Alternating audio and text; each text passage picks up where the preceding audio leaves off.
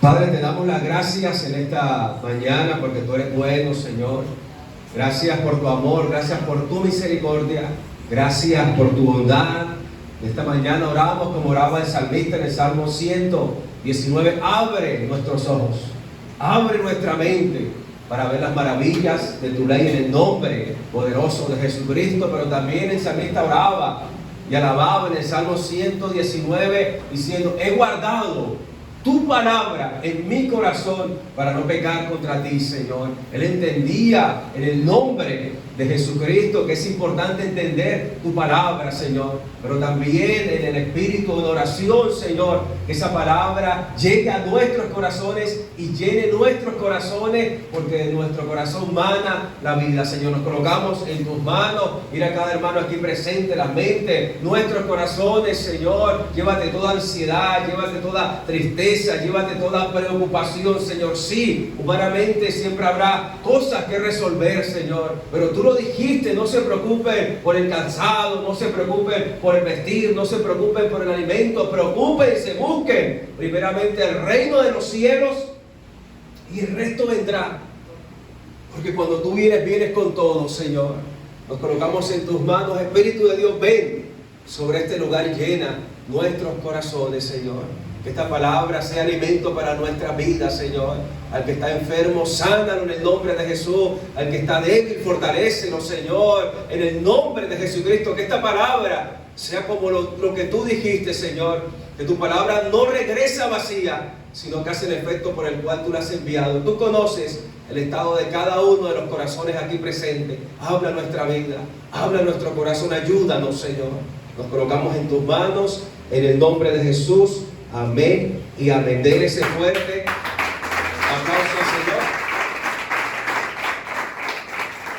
Entonces estamos trabajando con el devocional y estamos viendo los días 1, 2 y 3.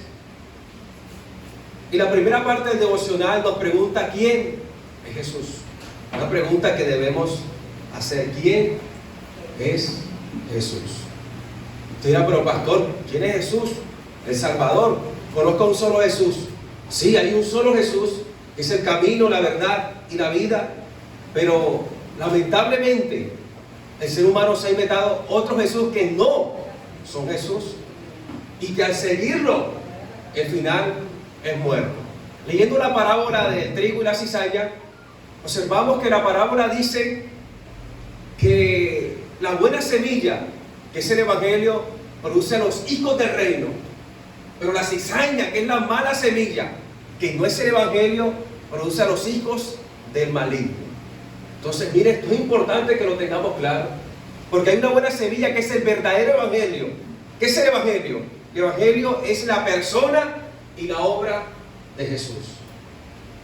Como cristianos, como iglesia, tenemos que centrarnos en la persona y la obra de Jesús. Nuestra enseñanza, todo lo que llevamos como cristianos, debemos centrarnos en la persona y la obra de Jesús. Eso es el Evangelio. ¿Qué es la cizaña? Toda aquella doctrina, toda aquella enseñanza religiosa que no hable de Jesús, que no centra a Jesús, es que no hable o que no centre a la persona y la obra de Cristo, es cizaña. Y puedo hablarte de no, haz tal forma, hacer mantra y te va a llevar a la paz interior. No, eso es cizaña, porque al final hay muerte, porque Cristo es el único intermediario entre Dios y los hombres. Jesús dijo: yo soy el camino. Es un solo camino. No es ningún mantra, no es ningún amuleto, no. Todo lo que nos hable de amuleto, de mantra, de hacer esto, hacer aquello, que no se centre en Jesús, es cizaña. ¿Y la cizaña qué produce? Hijos del maligno. Ahora, hay algo, una cizaña que es peor, y es aquella cizaña que parece evangelio, pero no es. Es un evangelio distorsionado. Toda aquella religión, todo aquel camino supuestamente hacia Dios, que hable de Cristo pero no lo centre. Mire lo importante que es conocer al Cristo de la Biblia. Toda aquella religión, toda aquella doctrina que hable de Cristo pero que no lo centre como Salvador y Rey, es cizaña. Que no centra, aunque hable de Cristo, pero no viva la persona y la obra de Cristo, es cizaña y produce hijos del maligno que al final no irán al cielo, sino a un lugar de condenación eterna. Entonces esta pregunta es importante: ¿quién es Jesús? ¿Estoy siguiendo al Jesús de la Biblia, al Jesús verdadero? Hay religiones que dicen ser cristianas, entonces dicen: no, sí, nosotros seguimos a Jesús, respetamos a Jesús, Jesús es nuestro líder, pero Jesús, no aceptamos que Jesús sea el Hijo de Dios. Jesús fue el primer ser creado, dicen, fue el primer ser creado por Dios. Eso es lo que dice mi Biblia. Al principio era el Verbo, y el Verbo, que es Jesús, estaba con Dios, y el Verbo era Dios, la misma esencia de Dios. Jesús no fue creado por Dios, son coeternos, viven desde la eternidad, el Padre, el Hijo y el Espíritu Santo de Dios. Entonces mira, aparentemente son cristianos, son cristianas, pero tienen a un Jesús como accesorio, como para que la gente crea.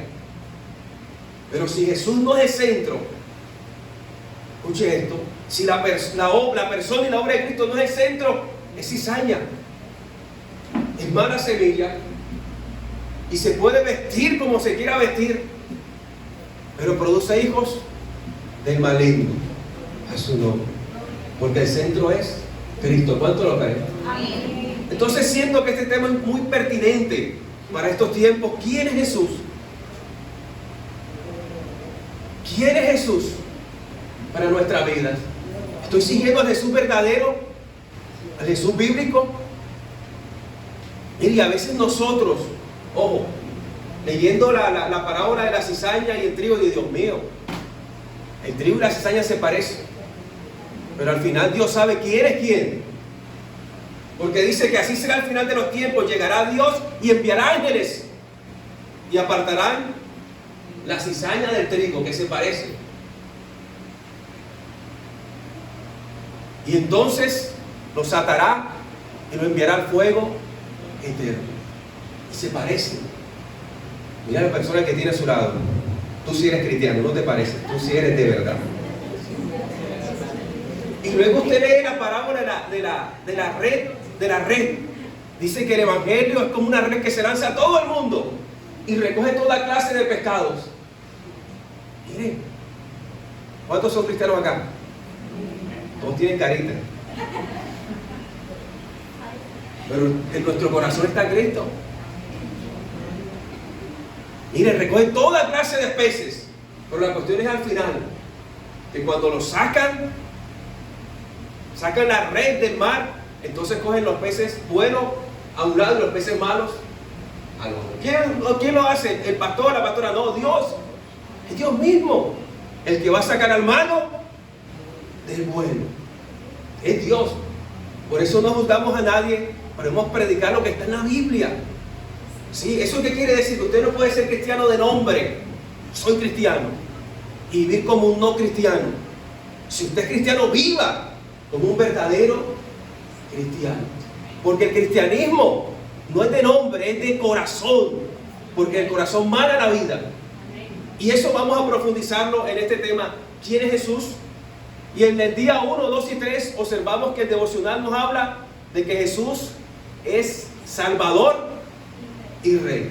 Ese es el tema, una de las primeras respuestas que nos da la Biblia sobre Jesús es que Jesús es Salvador y Rey. La semana pasada avanzamos un poco en este tema y íbamos a profundizar en este tema: Jesús, Salvador y Rey, a través de 5 preguntas. Jesús, Salvador y Rey. La primera pregunta: ¿por qué el nombre? ¿Por qué Jesús? ¿Recuerdan lo que dijo la semana pasada? Jesús significa Yeshua en hebreo. Dios salva, Salvador. Nos muestra el carácter de Jesús. Salvador, Él vino a buscar lo que se había perdido. Él es el Cordero que limpia el pecado del mundo. Salvador, Jesús, nuestro Salvador. Segunda pregunta: si es Salvador, ¿a quién salva? Y Mateo 1:21 nos responde: tendrás un hijo, le llamarás Jesús, ¿y él qué? ¿Salvará a quién? A su pueblo. ¿A quién salva? ¿A quién salva? A su pueblo. sea que Jesús tiene un pueblo. ¿Yo hago parte de ese pueblo? Es la pregunta. ¿O no hago parte de ese pueblo? Lo vamos a ver. Vamos a profundizar en ese punto. Tercera pregunta. Si salva a su pueblo, ¿de qué lo salva? Dice Mateo 1:21, salvará a su pueblo de sus pecados. Cuarto, ¿cómo lo salva? Y ahí es donde entra el Evangelio. Jesús salva a su pueblo de sus pecados con su Evangelio, que es el poder de Dios. Y última pregunta, ¿para qué lo salva? ¿Para qué Cristo quiere salvarlo? Y la respuesta es para glorificar a Dios, siendo Rey de su pueblo redimido por toda la eternidad. Entonces, la semana pasada vimos la primera pregunta: ¿quién es Jesús? ¿Por qué el nombre de Jesús? Yeshua, Salvador. Eres nuestro Salvador. Miremos la segunda pregunta: ¿a quién salva? Según Mateo 1:21, ¿a quién salva? A su pueblo. ¿Será que todos somos pueblo de Dios? No. Entonces, mire esto. Hay ciertas doctrinas llamadas universalismo. Y esas doctrinas afirman que no importa si las personas son malas, buenas, no importa si no aceptan a Jesús como Salvador, al final de cuentas y al final del mundo, Dios es bueno y salvará a todos. ¿Dios es bueno? Sí. Dicen, Dios es tan amoroso y su amor es tan grande, se llama universalismo, que Él salvará a todo el mundo. Pero lo que obvian ellos es que Dios es amor. Pero también la Biblia dice que Dios no dará por gusto al pecador. Obvian los versículos y quisieran quitarlos de la Biblia. Por ejemplo, Juan 3:18 dice que al que no cree ya ha sido condenado. Porque no ha creído en el unigénito Hijo de Dios. Universalismo. Todo el mundo, no importa lo que hagas, no importa si eres malo y bueno, serás salvado por Dios. Eso no es lo que dice nuestra Biblia. Entonces vemos que no es el universalismo, que universalmente el universalismo no es lo que la Biblia nos enseña. Ahora, hay doctrinas, hay religiones, hay pensamientos que se van al otro extremo. Encontré una doctrina que decía que solamente se iban a salvar 144,000. ¿Cuántos millones de personas hay? Apenas se van a salvar, dice esa doctrina que apenas se van a salvar 144,000. ¿Y los otros millones dónde van a quedar? ¿Acaso tenemos un Dios tan escaso que cómo podemos ponerle a Dios un número y afirmar y reafirmar que Dios va a salvar a tanto? Dios es soberano y Dios hace como Él quiere. Entonces vemos que no es universalismo, pero tampoco es un reduccionismo absurdo. 144,000. Lo que es imposible para el hombre es posible para Dios. Entonces vemos que tenemos un extremo, no importa lo que hagas, igual Dios es amor y te va a salvar. No es bíblico. Pero vamos al otro extremo donde no solamente son ciertos individuos, y esa doctrina le llama los ungidos. Los ungidos, los 144,000 que se van a salvar. ¿Será que usted hace parte de los 144,000? Miren, 144,000. Entonces los otros casi 9 mil millones de personas, ¿qué pasa? Y lo bueno es que ellos saben quiénes son.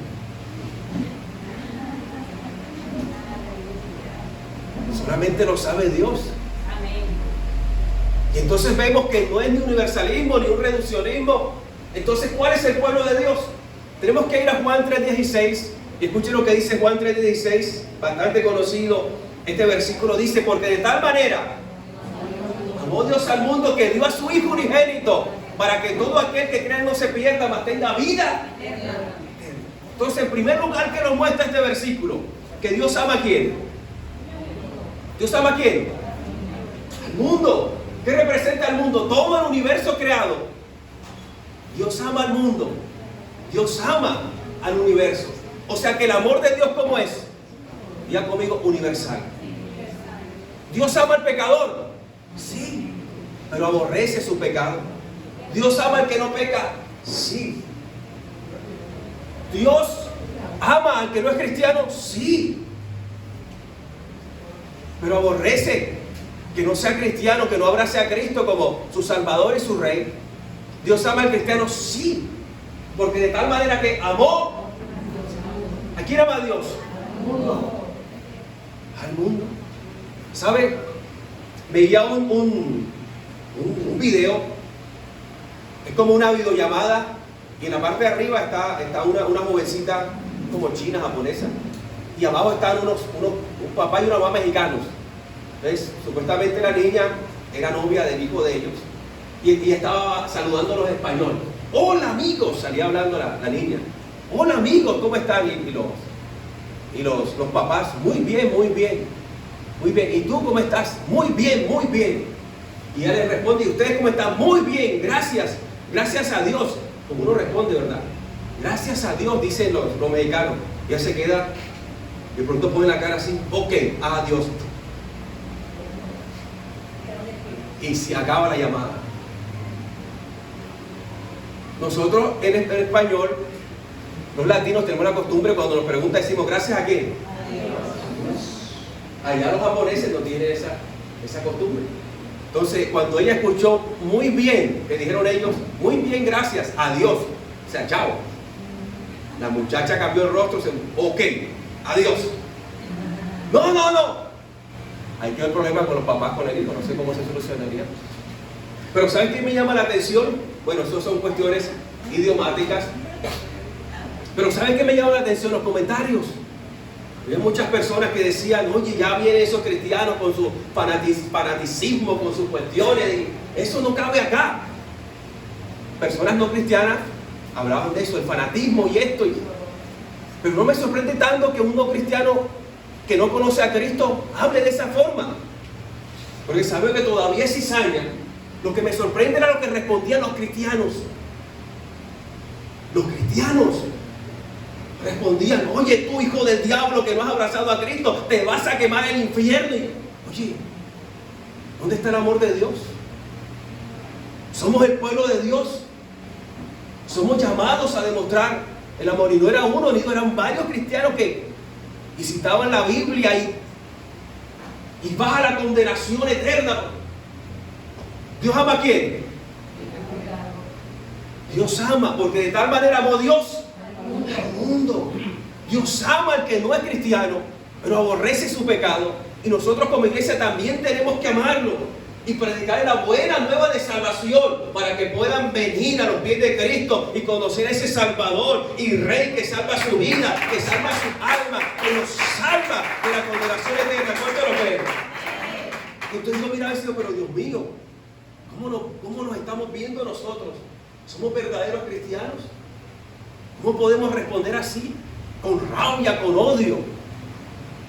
A su nombre. Eso era lo que me llamaba la atención de ese video. Entonces vemos que el amor de Dios es universal. Dios ama a todos, porque de tal manera amó Dios al mundo. Nunca se le olvide eso. Entonces el amor de Dios es universal. Pero sigue diciendo, Él te amó tanto al mundo que, ¿qué hizo? Dio por amor. Dio a su Hijo a un mundo pecador, para que todo aquel, ojo, Él dio, por amor Dios dio a su Hijo, para que todo aquel de qué, para que todo aquel de ese gran mundo que crea en Jesús no se pierda, mantenga vida. Entonces miren, tenemos que ir a la Biblia, y la Biblia es clara. En cuanto al amor, Dios ama a todo el mundo, o sea que el amor de Dios es universal. Pero en cuanto a la salvación, miren, para que todo aquel, o sea, de ese vasto mundo que Dios ama, lastimosamente no todos van a abrazar a Cristo como Salvador y Rey. Pero todo aquel que se rinda a Cristo como Salvador y Rey, entonces ¿qué va a pasar? No se va a perder y va a tener vida eterna. Es decir, que el amor de Dios es universal, pero la salvación es particular. El amor de Dios es universal, pero la salvación es para todo aquel que crea, que abrace a Cristo como Salvador y como rey. Ese es el pueblo de Dios. ¿Quién es el pueblo de Dios? Aquel que cree, aquel que vive el Evangelio, aquel que ha abrazado a Cristo como Salvador y Rey. Pastor, pero si yo no abrazo a Cristo y no soy un cristiano de testimonio, ¿Dios me ama? Sí, te ama. ¿Y me va a juzgar por mis pecados? Sí, porque te ama. Por amor Dios es justo. Diga conmigo, por amor Dios es justo. Imagínense que yo le dijera a Zaira Juan Ángel, tengo 2 niños de 7 y de 5. ¿Quieres comer, desayunar dulce o quieres desayunar unas frutas? ¿Qué dirán ellos? Digo, no, te voy a dar fruta. Y empiezan a llorar, tú sí eres malo, tú no nos quieres. Tú eres injusto. Mira que no me estás dando lo que más me gusta. Mira la cuestión. Ahora, yo porque lo amo tengo que ser justo. Como soy justo, sé lo que es bueno. Lo que es bueno y lo que ellos necesitan. Comer sanamente, comer fruta al desayuno. En estos tiempos hay que orar fuerte. Comentaba la pastora que está moviéndose en la política, en la parte social, que de los 3, 4, 5 años ya los niños pueden decidir sobre cambiar su género. Niños de 2, 3 años, al cual uno ama y uno trata con justicia, porque Dios todavía, mire, científicamente el cerebro madura a la edad de 21 años. De 21 años para abajo usted hace locuras porque todavía el cerebro cuesta, todavía está inmaduro. Pero después de 21 años ya hay inmadurez. Podemos llamar que somos adultos, bueno, deberíamos, no sé qué pasa algunos. Todavía es un adolescente. No sé qué pasó ahí, pero ya es otra cosa. Científicamente, usted puede... Y usted se da cuenta que ahora que usted tiene 25, 30, 40, 50, 60, usted mira hacia atrás. Oye, yo sí era loco. Oye, yo sí era loca. Y yo cómo hacía eso, cómo me atrevía, cómo era de atrevido. Usted ha mirado hacia atrás. Uno dice, oye, pero por eso éramos inmaduros. Y un niño de 2, 3, 4 años es inmaduro. No podemos decir que es maduro. Zaira de 7, de 5 todavía, la inocencia. Por eso Jesús dijo que el reino de los cielos es para los niños, por la inocencia que ellos tienen. Y papá y mamá, porque los ama, tienen que tratarlos como con justicia. No es el desayuno dulce, que ellos aman el dulce y quisieran dulce, es algo que les alimenta a su nombre. Ahora Dios, porque nos ama, va a ser justo. Y el juez justo no tendrá por inocente al pecador. Y los pecadores serán condenados, no porque Dios los odie, sino porque Dios los ama. Y tiene que aplicar su justicia. ¿Cuánto lo creen? Amén. Díganlo mío, tengo un Dios que me ama, es justo. Entonces, ¿quién es el pueblo de Dios? El pueblo de Dios es aquel de todo este mundo. Escuche esto, el pueblo de Dios es de este vasto universo, de este vasto mundo. Es todo aquel que abraza a Cristo como Salvador.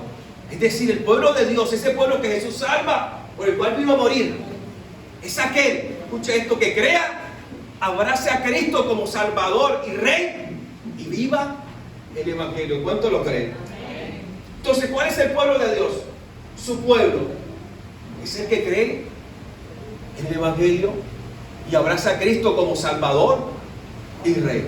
¿Cuánto lo creen? Denle ese fuerte aplauso a Dios en esta mañana.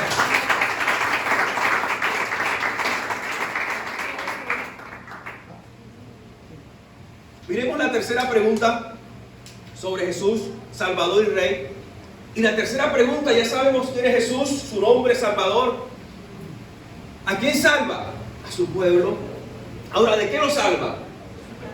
Mateo 1:21 dice, de sus pecados. ¿De qué lo salva? De sus pecados. Dice Mateo 1:21. Ahora, ¿qué es el pecado? Escuche esto. El pecado, escuche esto, esta definición me gustó, es corta y va lo que es. El pecado es vivir sin referencia a Dios. desobedeciendo su voluntad. Eso es pecado. Es vivir sin tener cuenta a Dios, desobedeciendo su voluntad. Imagínense que usted está al borde de un acantilado. ¿Usted ha visto un acantilado? Una montaña grandísima y hay un vacío.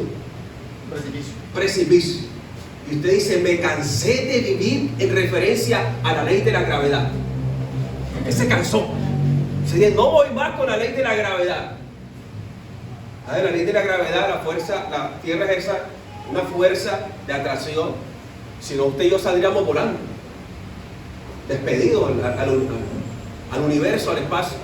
Pero la Tierra ejerce una fuerza de gravedad, una ley, porque se cumple de aquí y a la Cochinchina, se cumple. Pero usted ese día, no sé, amaneció aburrido y estaba al borde del precipicio. Tío, me cansé de la ley de la gravedad. Ya no voy a vivir más en referencia a esa ley. Me aburrí. Y se lanza. ¿Qué pasaría? Usted se aburrió de vivir bajo la ley de la gravedad en referencia y se lanzó al precipicio. ¿Qué pasaría? ¿Saldría volando? Va a descubrir que el suelo caía duro. Tiene consecuencias desastrosas y hasta puede afectar su vida, hasta la muerte. Porque usted se cansó de vivir en referencia a la ley de la gravedad. Digo, no voy más, y se lanzó. Pero mire, es que la ley es objetiva. No importa usted cómo se levante, si con el pie izquierdo o derecho, si está aburrido, si está alegre, como esté. Esa ley sigue siendo ley, porque ese objetivo está fuera de usted. No depende de lo que usted sienta. ¿Sí? Y la cuestión es que vivimos en un mundo subjetivo, donde todo es lo que yo pienso, lo que yo creo. Entonces, ese día yo pensé y sentí no vivir más en referencia a la ley de la gravedad. Pero es que hay cosas que están fuera de ti. Tú y yo no somos el centro. El universo no es subjetivo. El universo nos muestra que es objetivo. Y aunque hagamos cosas subjetivas y creemos que somos los que gobernamos, el rey del mundo, no. Si vives sin referencia a la ley de la gravedad, vas a sufrir las consecuencias. Y eso es lo que ha pasado en este mundo. ¿Por qué el mundo está como está? Porque el ser humano ha decidido vivir sin referencia a Dios y no obedecer su voluntad. Eso es el pecado. Y el pecado degrada. El pecado trae muerte. Porque cuando vivimos sin referencia a Dios, alejados de Dios, nada podemos hacer. Él nos creó y nosotros somos sus criaturas, su creación. Y de esto, uno observa a los científicos y los científicos tienen tremendos chicharrones. Ahora con ese telescopio que enviaron al universo, ven que el universo es más grande y tiene más cosas de lo que ellos pensaban. Y entonces ellos empiezan a observar tantos planetas desocupados, tantas estrellas, tantas galaxias, tantas. Y la cuestión es que los científicos tienen un principio. Saben que cada cosa creada está hecho para algo. Eso dicen los científicos. Es un postulado de ellos. Que todo lo que ha sido creado, todo lo que descubren, todo lo que está sobre la Tierra, el universo, tiene un propósito. Y entonces ven a Júpiter, planeta tan grande, lleno de nada, vacío. ¿Cuál es su función? Ven galaxias, ven Vía, ven Andrómeda, ven tantas cosas. El universo tan vasto que no tiene fin. Y ellos se dan golpes en la cabeza. Sabemos que si esto fue creado tiene un fin, pero una función, pero ¿cuál es? Marte, el planeta rojo que estamos cerca. Nada, despoblado, sin vida, sin árboles. Y ellos entre más descubren más, eso los golpea fuerte. Y esto tan grande, ¿para qué fue creado un universo tan grande? ¿Sabe qué es lo que pasa? Que ellos no han entendido que el universo, la primera y la principal función del universo y la tierra es mostrar la grandeza, la inmensidad, la gloria de ese Dios todopoderoso, gigantesco, grande, magnífico, en gran manera que usted y yo predicamos, tenemos y vivimos. ¿Cuánto lo creen? ¿Cuánto lo creen? ¿Cuánto lo creen? Entonces, escuche esto. Todo lo creado es un universo vasto. ¿Qué nos muestra? Tan grande, tan extenso, tan infinito. ¿Qué nos muestra? Que tenemos un Dios extenso, infinito. Un Dios que cuando hace algo, lo hace tremendo. Porque lo creado habla de su creador. Entonces uno entiende que ese vasto universo, lo que nos está mostrando es la gloria inmensa del Señor. La gloria inmensa. ¿Saben qué pasó? ¿Qué fue lo que pasó? Que ese es el Dios que ustedes no tenemos. Así que no se preocupen. Dios dijo, hágase el universo y ¡boom! La cuestión estalló. Y toda la infinitud que usted ve se hizo en un solo momento. Y Dios miró todo tan grande. Uy, ¿cómo que me pasó? Pero fue una sola palabra. Y mire todo lo que se hizo. Porque Dios lo que hace muestra, en lo que hace muestra y deposita su gloria. Sobre esta iglesia está su gloria. Sobre ti que eres cristiano está tu gloria, su gloria.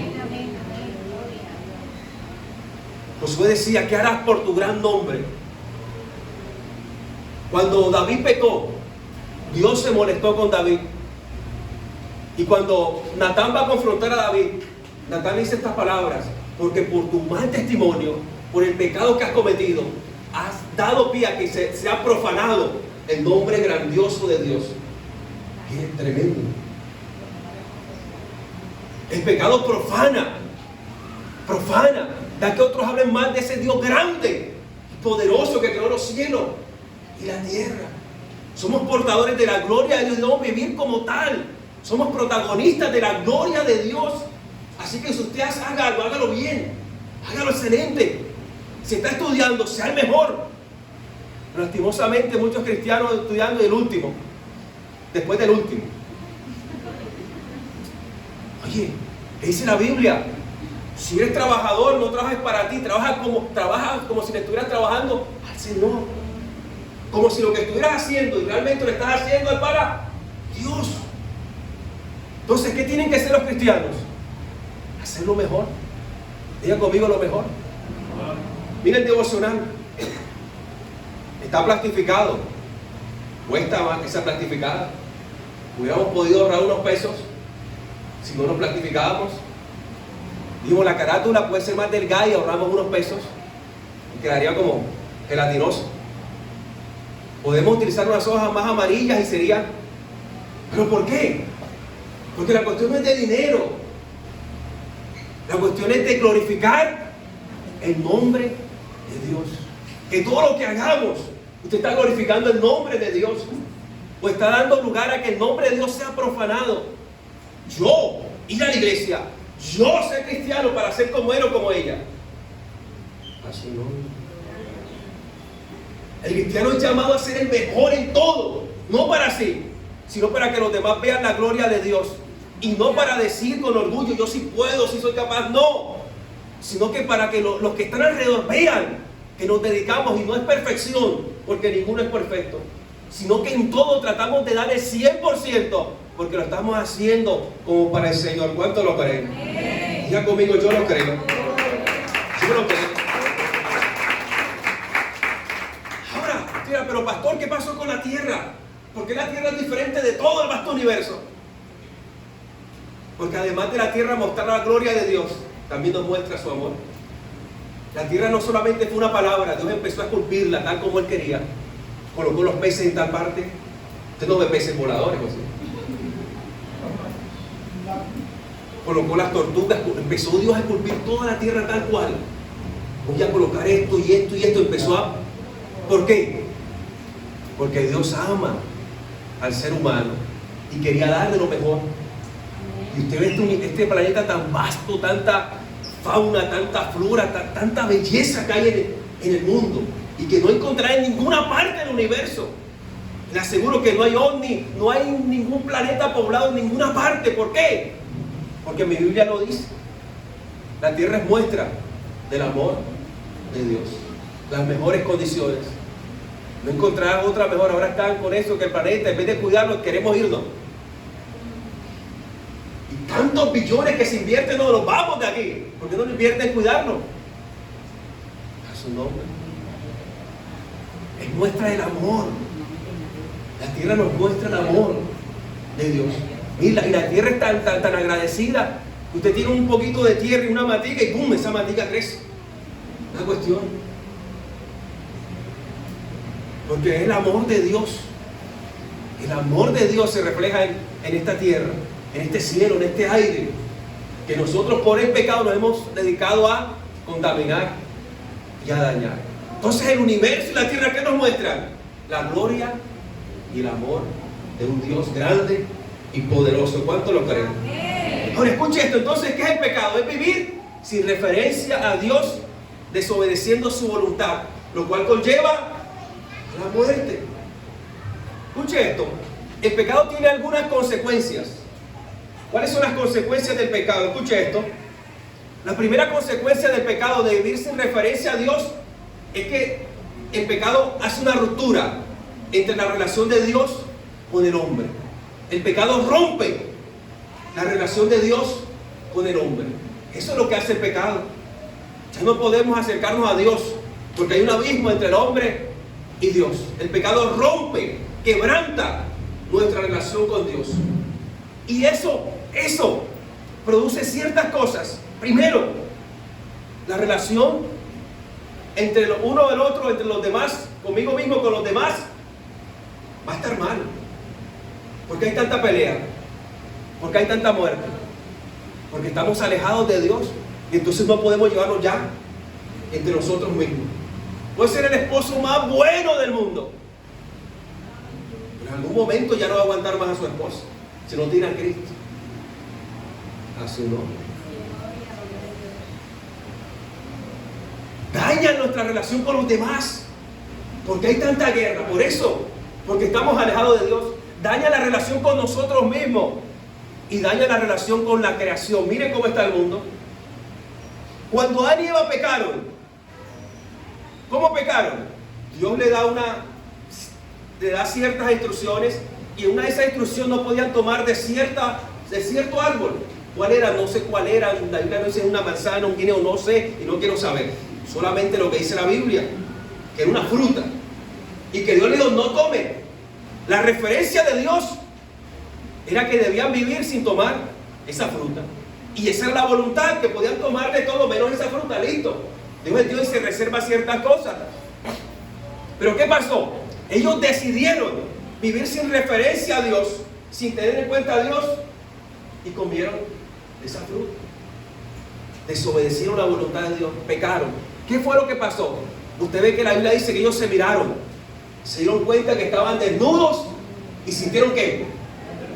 Vergüenza. La vergüenza es una de las primeras consecuencias del pecado. La vergüenza. Nos avergonzamos de ser quien somos. Por ahí decía un psicólogo que el mayor mal de estos tiempos es que las personas quieren disfrazarse de alguien que no son. ¿Por qué? Eso se da por la vergüenza del pecado. No, que nadie me descubra. Y ellos se disfrazaron. Dice que hicieron unos delantales. Y ellos no sabían cómo hacer las cosas, pero medio se disfrazaron. El ser humano cuando está alejado de Dios tiende a disfrazarse. Soy así, soy de esta forma, para que no lo descubran las debilidades. Pero no podemos vivir de disfraces. Recuerdo una historia que leí hace tiempo, se llamaba El Caballero de la Armadura Oxidada. Un libro, una historia bonita. Un muchacho que tenía una armadura reluciente, pero la tenía era por temor, ocultar de lo que era realmente en el fondo él. No quería que nadie lo descubriera, pero se acostumbró tanto a tener esa armadura encima que un día se la quiso quitar y estaba pegada. No se la podía quitar. Y así somos nosotros. Nos metemos en armaduras para que no nos descubran, para que no nos vean cómo somos, porque nos da miedo. Porque eso fue lo segundo que pasó. Dios se paseaba por el huerto del Edén y llama a Adán y a Eva, ¿dónde están? Y Adán sale Nos escondimos porque tuvimos miedo. ¿Cuántos han sentido miedo alguna vez? ¿Cuántos han y viven con miedo alguna vez? Han vivido, viven con miedo. Eso es del pecado. El miedo, el temor. ¿Y si mañana no pasa esto? ¿Y si me muero? ¿Y si me sale una pequita en la cara y es cáncer? Y un miedo, Eso fue de la ruptura de nuestra relación con Dios. Porque en Dios somos valientes. Pero ellos se escondieron y tuvimos miedo. ¿Qué tuvieron? Miedo. El miedo es consecuencia del pecado. No nacimos para tener miedo. Y el mundo está tan lleno de miedo. Miren, el miedo a una tercera guerra mundial. Están a punto de hundir un botón ahí, bomba. Todo el mundo está en pánico. ¿Y por qué esa guerra? Porque hay miedo de que el otro sea mejor que yo y que me domine. Miedo nos inunda. Cuando no está Dios, vivimos presa del miedo. Entonces una persona que tiene miedo hace locuras. A su nombre. ¿Qué más hicieron? Se escondieron. Miren, yo lo estaba buscando y estaban escondidos. ¿No ha pasado cuando usted invita a un amigo, vamos a la iglesia y se le esconde? Pecador. ¿De quién te estás escondiendo? De Dios. Porque no soy yo el que te estoy buscando, es Dios. El que en su misericordia, en su amor te está buscando. ¿Y luego qué hicieron? Miren lo que hicieron luego. Luego Dios viene y confronta el pecado. Después de ver que Dios confronta el pecado, porque ellos habían decidido vivir sin referencia a Dios, y Dios viene y los confronta. ¿Qué hicieron? ¿Por qué lo hicieron? Tenemos un Dios que confronta el pecado. Pero mira, hay un paralelo. Cuando David peca y es confrontado por Natán, has pecado, has dado lugar a que el nombre de Dios sea profanado. ¿Qué dice David? Sí, soy pecador. Él reconoce su pecado. ¿Y qué le dice Natán? No morirás. Tu pecado ha sido esto. Pero ¿será que Adán hizo lo mismo? No. ¿Qué hizo Adán? Esa mujer que tú me diste. ¿Cuánto han dicho así?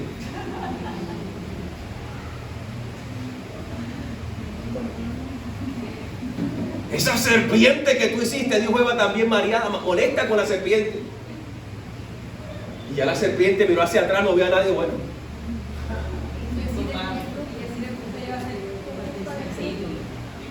Miren la cuestión. Empezaron a echarse la culpa los unos a los otros. Ninguno asumió la responsabilidad. Y eso viene de esa herencia de pecado.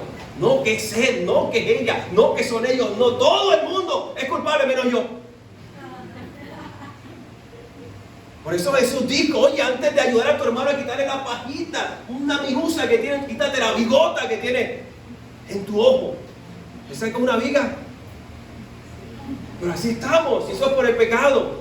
Le echamos la culpa a todo el mundo, no, que cuando nací, que mis padres, que porque me dieron una chancletaza voladora, entonces ya me traumaticé por culpa de ellos. ¿Cuánto le dieron con la chancleta voladora?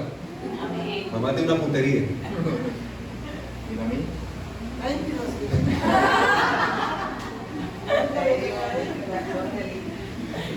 Mamás que tienen una curva así, que uno está así, ¡pum!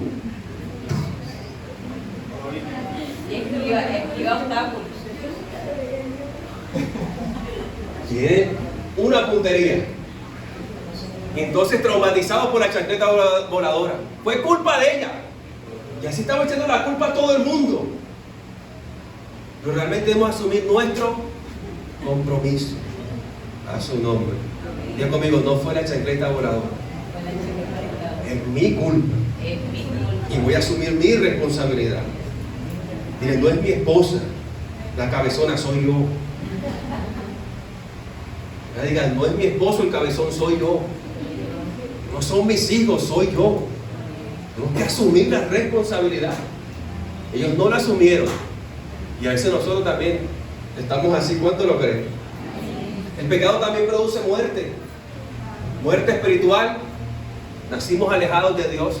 Miren, no hay nadie que busque a Dios. Es Dios quien busca a la persona. Hermano Anthony está acá. No es él que está buscando a Dios. Es Dios que lo tiene en la vida. Es Dios. ¿Cómo se llama el varón? Profesor. Cristian, profe Cristian. No eres tú, Cristian, el que está buscando a Dios. Es Dios quien te está buscando en ti. Mire, leía la parábola del tesoro. Dice, el reino de los cielos es como un tesoro escondido en un campo. Un hombre encuentra y alegre va y vende todo lo que tiene y compra ese campo. El reino de los cielos representa a Cristo. Está representando a Cristo. Entonces, Cristo es parecido a qué? ¿O es como qué? Como un tesoro que alguien encontró. ¿Lo estaba buscando esa persona? No. ¿Pero qué? Lo encontró. Y se llenó de gozo, de felicidad.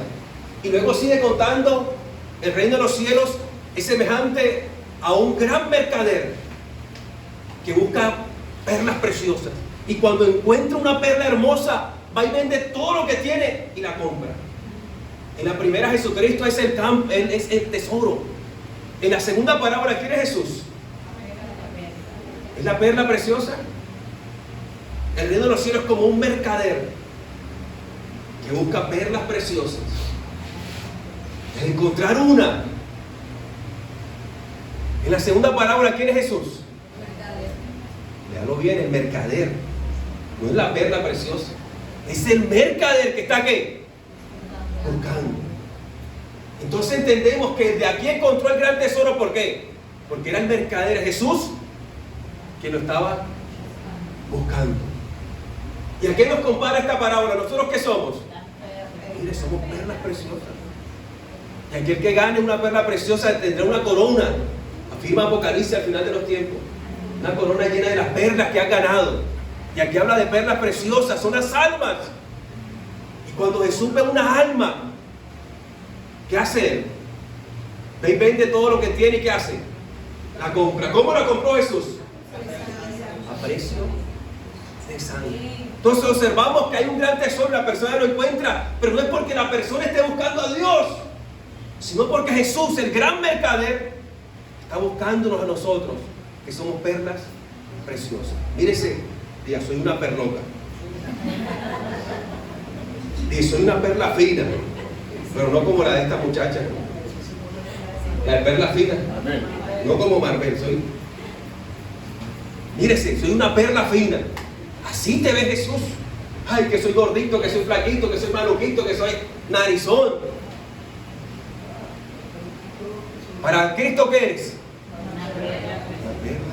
Y así debemos vivir como una perla preciosa. Entonces, el pecado produce muerte espiritual, muerte física. Mujeres, desde el primer momento que nacemos, nos empezamos a arrugar. ¿Sí? El cuerpo desde que llega ya bebé, ya empieza a morir. La Biblia dice que este hombre exterior se va a ¿qué?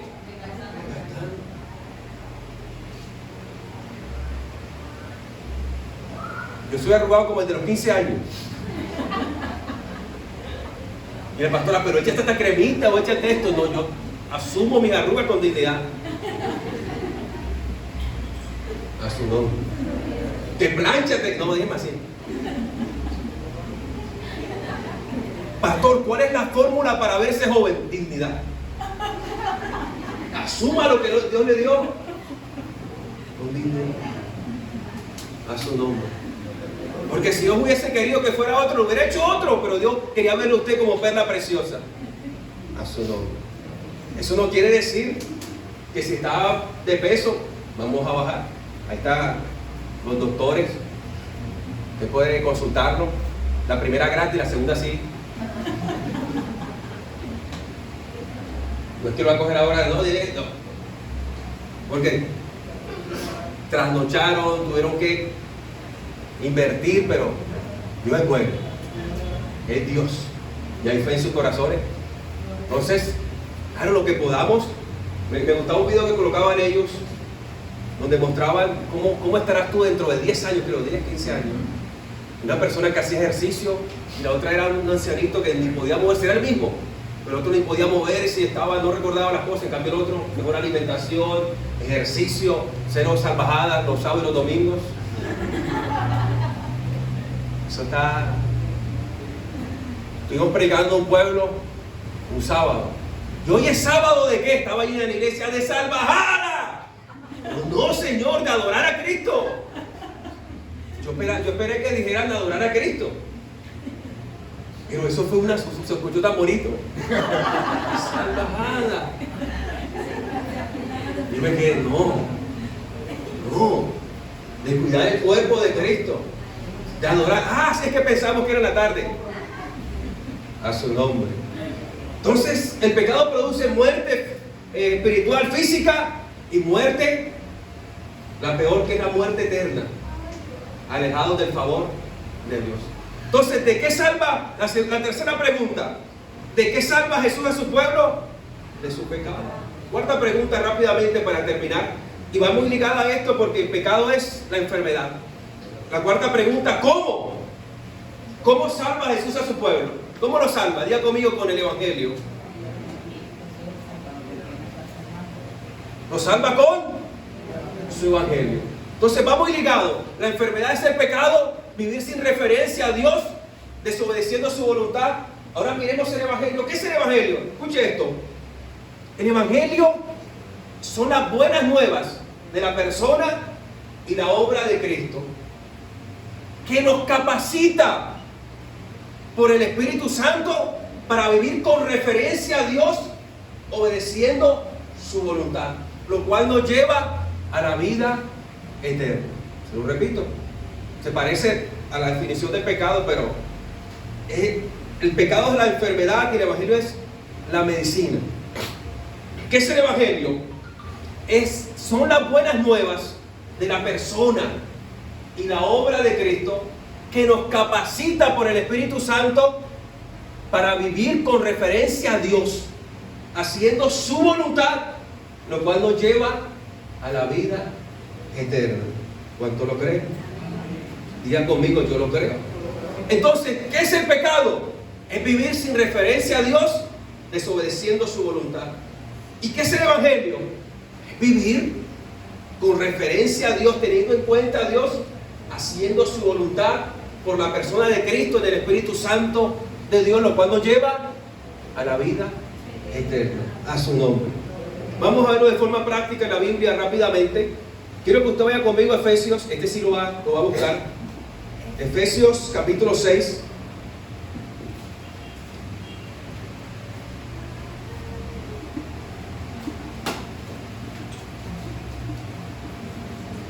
Efesios capítulo 6. Vamos a verlo prácticamente, cómo se aplica el Evangelio al pecado y cómo el Evangelio es el medicamento, el remedio para el pecado. Efesios 1:6, ya está, 6:1. Efesios capítulo 6, versículo 1, ¿ya está ahí? Escuche lo que dice: hijos, obedezcan a sus padres. ¿En qué? Abra la Biblia, ténganla abierta porque vamos a trabajar rápidamente. Hijos, está hablando de los hijos, los que están... 6:1, hijos. Está hablando de los hijos que tienen papá y mamá. Hijos, obedezcan a sus padres. ¿En qué? En el Señor. Porque esto es ¿qué? Justo. Ojo. Hijos, obedezcan a sus padres en el Señor. ¿A quién se refiere el Señor? La palabra Señor significa rey. Está hablando de Jesús. Versículo, ahí mismo el versículo 4 dice: y ustedes, padres, no provoquen a ir a sus hijos, sino críenlos en la disciplina e instrucción ¿de quién? Del Señor. Mire la cuestión, del Señor. Se sigue repitiendo del Señor. Versículo 5: siervos, aquí podemos aplicarlo a los trabajadores. Trabajadores, obedezcan a sus jefes en la tierra, con temor y temblor, con la sinceridad de su corazón, ¿como a quién? Como a Cristo. No para ser visto como los que quieren agradar a los hombres, sino que como siervos de Cristo. Mire lo que se está repitiendo. Del Señor, en el Señor, de Cristo, con Cristo, como Cristo. Escuche esto. Todas las instrucciones que nos da la Biblia no se pueden desligar de Jesús. No se pueden desligar de la persona y la obra de Cristo. Todo lo que la Biblia nos pide que hagamos, tenemos que hacerlo ¿en quién? En Cristo. Y es realmente Cristo el que lo está haciendo a través de nosotros. El apóstol Pablo no da una instrucción, puede buscarlo en el Nuevo Testamento, que no esté anclada en la persona y la obra de Cristo. El apóstol Pablo no habla de que debemos hacer esto o aquello sin que esté Cristo en el medio, porque humanamente no podemos. Es Cristo el que nos da la fuerza. Todo lo puedo. ¿En quién? Cristo. Este está diciendo, tú no puedes. Es Cristo el que puede a través de ti. Esposos, amen a sus esposas. ¿Cómo qué? Como Cristo. Y está Cristo, es en Cristo que tenemos que cumplir, que tenemos que ir en referencia a Dios. Y ustedes, esposas, sujétense a sus esposos como a Cristo. No hay ninguna instrucción en la Biblia que no está anclada a Cristo, al Evangelio, a la persona y la obra de Jesús. ¿Cómo lo aplicamos? Mire, está atento a esta parte que ya vamos a terminar. ¿Cómo lo aplicamos? ¿Cómo aplicamos el Evangelio? El Evangelio es una buena noticia que empieza con una mala noticia. Tenemos que tenerlo claro. El Evangelio empieza con una mala noticia. ¿Cuál es la mala noticia? Que somos grandes pecadores. Y luego nos da una buena noticia. Pero tienes un gran Salvador. Entonces el Evangelio empieza con una mala noticia. Eres un gran pecador, para darnos una buena noticia, pero tienes un gran Salvador a su nombre. Entonces apliquemos ese principio a este versículo. Hijos, obedezcan a sus padres en el Señor. ¿Cómo aplicamos aquí el Evangelio? El Evangelio empieza con ¿qué? Con una mala noticia. ¿Cuál es la mala noticia aquí? Hijo, que si tú no estás obedeciendo a papá y mamá, ¿estás qué? Pecando. Eres un gran. Este es el Evangelio que estamos aplicando. Hijo, si no estás obedeciendo a papá y mamá, eres un gran pecador. En todo el Evangelio empezará dándote una mala noticia. Si no lo estás haciendo, eres un gran pecador. Ahora, cuando esto habla en nuestro corazón, entonces como hijo, vamos a correr a hacer, y voy a hacer esto, y voy a hacer mejor, y Deli. Lo segundo es que no podemos hacerlo con nuestras fuerzas, porque la Biblia no dice, hijos, obedezcan a sus padres. Eso sería difícil, porque obedecer a nuestros padres humanamente es difícil. Y si lo hacemos con nuestra fuerza, entramos en legalismo, en nuestras obras humanas. Y si lo hacemos sin tener en cuenta a Jesús, ¿sabe qué está pasando? Lo estamos haciendo en nuestra carne, en nuestra fuerza, en nuestras obras. ¿Y cómo ve Dios nuestras obras alejadas de Cristo? Ninguna obra nuestra, sea lo más buena que sea, ninguna acción nuestra, sea lo más buena que sea, si no está Cristo, no le agrada a Dios. Isaías dice que nuestras obras son como trapos de inmundicia. Eso tiene una connotación fuerte, lo que habla Isaías. Cada obra que hacemos sin Cristo Dios la ve como una inmundicia, no tiene ningún valor. Entonces yo veo, oye, no estoy obedeciendo a mi padre, soy un gran pecador. Estoy hablando a los padres terrenales. ¿Dónde están los hijos en este lugar? Ahora ninguno hay hijo. Ahí está el primero. ¿Cómo estamos? Ahora se ríe. Pues Jenny, ¿cómo está Jenny? Hijos, obedezcan a sus padres. No lo estoy haciendo, eres un gran pecador. Y si lo quiero hacer en mi fuerza, igual sigue siendo un gran pecador. Entonces, ¿qué dice la Biblia? Viene la buena noticia. Hijos, obedezcan a sus padres en el Señor.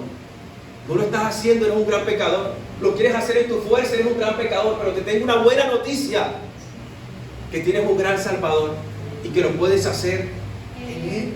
Entonces, ¿cuál es la aplicación del Evangelio? Que si yo reconozco la mala noticia del Evangelio en mi vida, no es correr a hacer, es correr a Cristo. Hijo, si no estás obedeciendo a papá y mamá, de rodillas. Señor, he pecado. No he obedecido a papá y mamá. Soy un gran pecador. Estoy condenado. Pero dame fuerzas. Quiero hacerlo, es de rodillas. Orar, ayunar por este asunto que estoy viviendo sin referencia a Dios. sin hacer su voluntad expresa. Y es Dios, es Cristo el que me va a dar la fuerza, porque no va a ser a través de mí. Y entonces viene el ejercicio, viene tu mamá y te dice: mija, ven a comprarme 500 de tomate a la tienda. Y tú estás jugando en el celular. El pecador, la pecadora anteriormente, que no escuchó el mensaje, decía: no, estoy jugando, no puedo, manda a Juanchito. Pero entonces se va subiendo la cuestión, porque estás haciendo algo y viene el yo pecador pero tú recordaste que estabas de rodillas y el Espíritu Santo te lo recordó. Y entonces, ¿qué haces? Voy a ir a la tienda en el nombre de Jesús. Pastor, hasta para comprar un tomate de 500 pesos, sí. Hasta para eso Cristo nos da la fuerza. Y de ahí para arriba nos quiere dar la fuerza para todo. Y a ti se te quiere salir una palabra, lo hago en el nombre de Jesús. Y la carne se sujeta en el nombre de Jesús. En el nombre de Jesús. Y vas cada paso, y de pronto cada paso quiere la mente, y es que yo, en el nombre de Jesús. Gracias por mamá. Gracias. Y entonces te quedaron 100 pesos para bolita, pero ahora como eres buen hijo, tienes que devolver hasta el último peso devuelto. Y te quieres comprar la bolita, pero en el nombre de Jesús. Y va y le das los 100 pesos. Uy, qué milagro, hijita. De verdad, Cristo te está cambiando. Amén. ¿Qué venció? Venció Cristo en ti. Venció Cristo en ti. ¿Cuánto lo creen? Esa es la aplicación del Evangelio. No es en nuestra fuerza, no es lo hacerlo, es en Cristo Jesús. Ahora vamos con los padres. Versículo 4. Y ustedes, padres, no provoquen a sus hijos, sino críenlos en la disciplina e instrucción del Señor. Aquí está el Evangelio. ¿Cuál es la mala noticia que me trae el Evangelio? Que si no estoy criando a mis hijos, ¿qué estoy haciendo? ¿Qué soy? Y eso es lo que me está diciendo. Si no crío a mis hijos, ¿soy un qué? Un gran. Porque esta es la referencia que Dios me está haciendo con respecto a la crianza. Si no lo hago, soy un gran pecador. Miren la cuestión. En estos tiempos hay celulares criando a los peladitos, YouTube criando a los peladitos, Netflix. Yo no voy más con Netflix. Maduro en Venezuela quitando WhatsApp, yo aquí Netflix en la casa. Oye, son cuestiones de niños. Hace poco había una serie, una película nimona. Era chévere porque la muchacha se convertía en varias cosas, pero el protagonista estaba enamorado de un príncipe. Y al final un abrazo y un beso. Pero ¿qué ganan con eso? Déjenlo que sean niños. A su nombre. Y así una cuestión. ¿Han visto ese de el que es como un vaquero? ¿Cómo es que se llama? Un muñequito. Toy Story. La última película, una muchacha capitana con otra muchacha. Pero ¿cuál es el sentido de? Son niños, 2, 3, 4, 5, 7 años. Están en formación, están en crecimiento. Entonces, no, ya no voy a pagar más 16.900 pesos. Mejor me compro 5 libras de arroz parborizado y los alimento más. ¿Cuánto lo creen? A su nombre. En estos tiempos, ¿quién está creando a nuestros hijos? Celular. ¿Sabe el daño que esa tele, video, tele? La atención está por el piso. Tenemos problemas de atención fuerte. Ya algunos de aquí hasta el primer minuto, Dios les bendiga, ya ahí se desconectaron. Los que no se ríen. Llegamos y tenemos una capacidad de desconectarnos, estamos en un boom. Mi hermanita, ay pastor, ya vine. ¿Qué hermano? ¿Y dónde se fue? Usted estaba aquí. No, pero estaba por allá. Pero así yo me asusté, ¿qué le pasó? Ay, ¡Ay, me fui! Todo el mundo mira quién será, no ese nombre. La concentración está por el piso, nos cuesta mantener la conversación, nos repiten 20,000 veces lo mismo y por eso. Decía Zaira, busca cosas con drama, que tengan un nudo, un desarrollo, un desenlace y que te edifiquen a su nombre. Pero es que somos de rutina. Ese día ahí se me pongo de check. Se hizo un postre de 3 leches de guineo maduro. Bueno, le quité, porque tiene leche condensada, bueno, aplicando también aquí los principios. Leche condensada y crema de leche. Entonces le quité la leche condensada y la crema de leche, y bueno, pero hay que dar un poquito de dulce, le eché 3 guineos maduros. En vez de la leche, o sea que no era postre de 3, sino de 3 guineos. Con leche. Y eso quedó sabroso. ¿Sí? Pero ¿qué pasó? Que los pelados no se lo comieron. ¿Por qué? Porque no tenía el azúcar. Entonces, miren, a veces preferimos el azúcar de toda la vida que lo nutritivo. Y usted puede aquí a los hermanos la cantidad de problemas que conlleva la azúcar. Pero no, porque no tenía el azúcar. No, papi, esto no sabe bien. Yo más me rindo. Y nos los comimos luego, como al tercer día, que como que se puso más dulcecito el guineo, y ahí sí, se comieron su porción. A su nombre. Entonces, ¿quién está criando a nuestros hijos? Si no los crío yo, soy un gran pecador. Ahora, oye, pastor, no estoy criando a mis hijos, estoy dejando mucho esto, entonces ahora correr a hacer y vamos a hacer esto y ahora. Hay personas que no le gastan tiempo de calidad y empiezan a comprarle cosas. No, ellos te están observando. Ellos lo ven todo. Ese día estuvimos visitando a la abuela y yo me quito los zapatos y pongo los zapatos en un rinconcito. Y me dio risa porque de pronto me descuidé, cuando de pronto miro detrás de mis zapatos, ahí pegaditos estaban los zapatos de Guanajel. Tal como yo había colocado las medias, así colocó. Yo me sentí observado. Mi amor, mira, te están observando. Sí, importante bien. Eso sin yo decirle esto, porque te copian todo. Se llama asimilación. Tanto tú caminas con ellos que empiezan a parecerse a ti. No de los esposos, te terminan pareciendo. Sí, usted ve los esposos y se terminan. Y entre más ellos se complementen, más se van a parecer. En las palabras, ¿Cuántos han visto dos esposos parecidos? La pastora me dice, oye, ustedes parecen hermanos. Y mira, la hermana Julián, hermano, igualito. Como primo hermano. Se llama asimilación. Estando ahí viendo, usted aprende. Pero esa asimilación es importante porque luego se algo que se llama mutualismo. Si usted no está con sus hijos enseñándolo, están aprendiendo. Pero luego cuando sean adolescentes, 12, 13, 14, 15, 16, no va a haber ese mutualismo. No vas a poder sentarte y hablar con ellos si nunca lo hiciste. Entonces el problema es que nosotros esperamos que ya sean adolescentes y queremos hablar con ellos. Pero si no creo a mis hijos, ¿soy qué? Un gran pecador. Ahora no es cuestión de ir a hacer, no. ¿Qué tengo que hacer?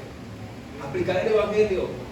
La buena noticia, tienes un gran Salvador. Ven de rodillas, corre a Cristo. No estoy criando a mi hijo, no estoy criando a mi hija. Me he desentendido, la ocupación, el trabajo, esto, aquello. Señor, soy pecador, he pecado. He vivido sin referencia a ti. Perdóname, ayúdame. Eso es lo primero.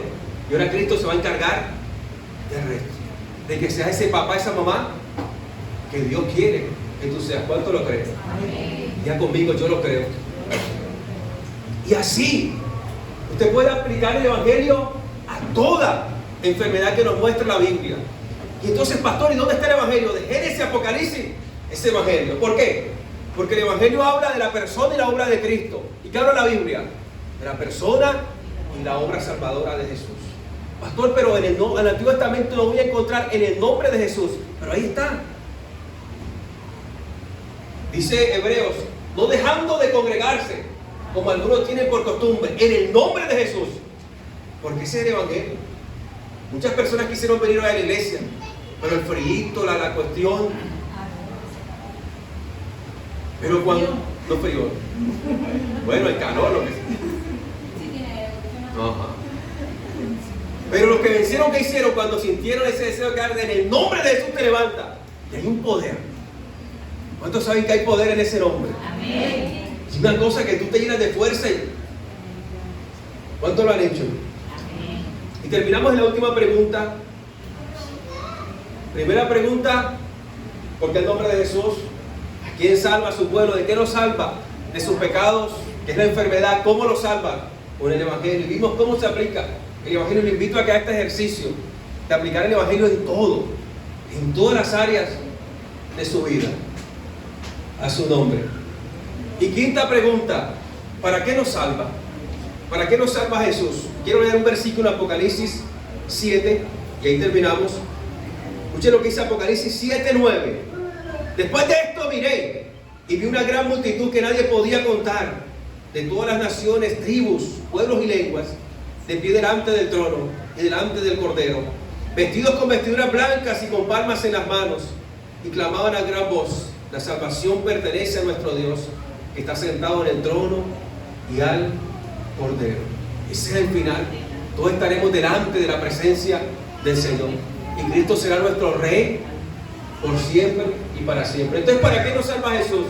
Para la gloria de Dios, por su amor, para ser Rey de su pueblo redimido por toda la eternidad. A su nombre. Hoy Cristo te está extendiendo la invitación a que lo abraces como Salvador y Rey. Hoy Cristo nos está extendiendo la invitación a que vivamos el Evangelio, a que apliquemos el Evangelio, a que veamos la Biblia tal y como Cristo nos la muestra. Veamos las malas noticias, pero no nos quedemos ahí, no nos hagamos con nuestra fuerza, sino que vayamos, corramos a Cristo, a su nombre. ¿Cómo termina este mensaje? Corre a Cristo, que en Él es salvación y vida eterna. Corre a Cristo. Satanás va a querer impedirlo, pero debes correr a Cristo. No te detengas, pastor, me pasó esto, aquello. Hay tantas cosas que nos pueden pasar a nuestra vida, pero corre a Cristo. No importa lo que te haya pasado, corre a Cristo. No importa lo que estés viviendo, corre a Cristo, porque en Él es salvación y vida eterna, y Él es nuestro Salvador y nuestro Rey. A su nombre. Ahí levante sus manos. Levante sus manos en esta mañana y póngase sobre sus pies.